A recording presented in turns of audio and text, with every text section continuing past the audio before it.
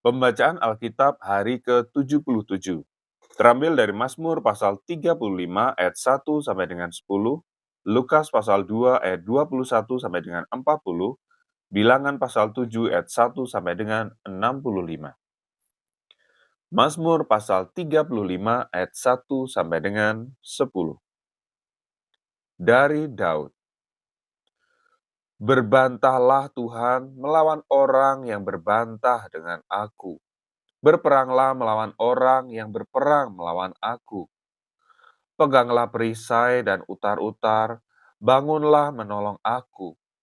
Cabutlah tombak dan kapak, menghadapi orang-orang yang mengejar aku. Katakanlah kepada jiwaku, akulah keselamatanmu. Biarlah mendapat malu dan kena noda orang-orang yang ingin mencabut nyawaku. Biarlah mundur dan tersipu-sipu orang-orang yang merancang kecelakaanku. Biarlah mereka seperti sekam di bawah angin, didorong malaikat Tuhan. Biarlah jalan mereka gelap dan licin, dan malaikat Tuhan mengejar mereka. Karena tanpa alasan mereka memasang jaring terhadap aku. Tanpa alasan mereka menggali pelubang untuk nyawaku. Biarlah kebinasaan mendatangi dia dengan tidak disangka-sangka, jerat yang dipasangnya, biarlah menangkap dia sendiri. Biarlah ia jatuh dan musnah. Tetapi aku bersorak-sorak karena Tuhan, aku girang karena keselamatan daripadanya. Segala tulangku berkata, "Ya Tuhan, siapakah yang seperti Engkau yang melepaskan orang sengsara dari tangan orang yang lebih kuat daripadanya?" Orang sengsara dan miskin dari tangan orang yang merampasi dia.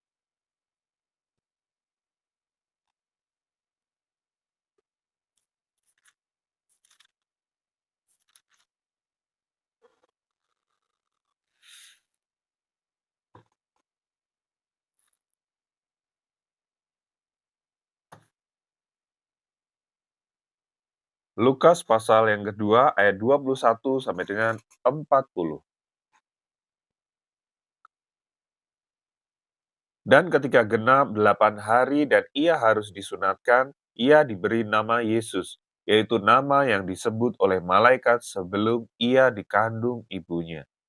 Dan ketika genap waktu pentahira menurut hukum Taurat Musa, mereka membawa dia ke Yerusalem untuk menyerahkannya kepada Tuhan.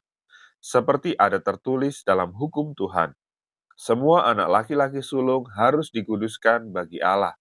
Dan untuk mempersembahkan korban menurut apa yang difirmankan oleh hukum Tuhan, yaitu sepasang burung tekukur atau 2 ekor anak burung merpati. Adalah di Yerusalem seorang bernama Simeon. Ia seorang yang benar dan saleh yang menantikan penghiburan bagi Israel.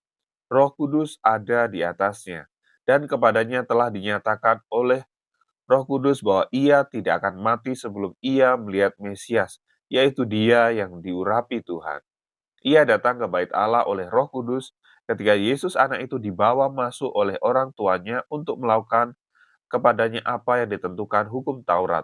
Ia menyambut anak itu dan menantangnya sambil memuji Allah, katanya, "Sekarang Tuhan, biarkanlah hamba-Mu ini pergi dalam damai sejahtera sesuai dengan firman-Mu. Sebab mataku telah melihat keselamatan yang daripadamu, yang telah Engkau sediakan di hadapan segala bangsa, yaitu terang yang menjadi penyataan bagi bangsa-bangsa lain dan menjadi kemuliaan bagi umat-Mu Israel." Dan bapa serta ibunya amat heran akan segala apa yang dikatakan tentang dia. Lalu Simeon memberkati mereka dan berkata kepada Maria ibu anak itu, "Sesungguhnya anak ini ditentukan untuk menjatuhkan atau membangkitkan banyak orang di Israel dan untuk menjadi suatu tanda yang menimbulkan perbantahan dan suatu pedang akan menembus jiwamu sendiri supaya menjadi nyata pikiran hati banyak orang." Lagi pula di situ ada Hana, seorang nabi perempuan anak Fanuel dari suku Asyir. Ia sudah sangat lanjut umurnya. Sesudah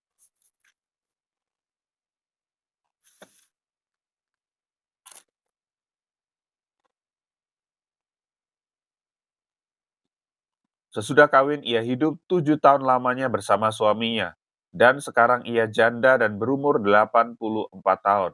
Ia tidak pernah meninggalkan bait Allah dan siang malam beribadah dengan berpuasa dan berdoa. Dan pada ketika itu juga datanglah ia ke situ dan mengucap syukur kepada Allah dan berbicara tentang anak itu kepada semua orang yang menantikan kelepasan untuk Yerusalem. Dan setelah selesai semua yang harus dilakukan menurut hukum Tuhan, kembalilah mereka ke kota kediamannya, yaitu kota Nazaret di Galilea. Anak itu bertambah besar dan menjadi kuat, penuh hikmat dan kasih karunia Allah ada padanya.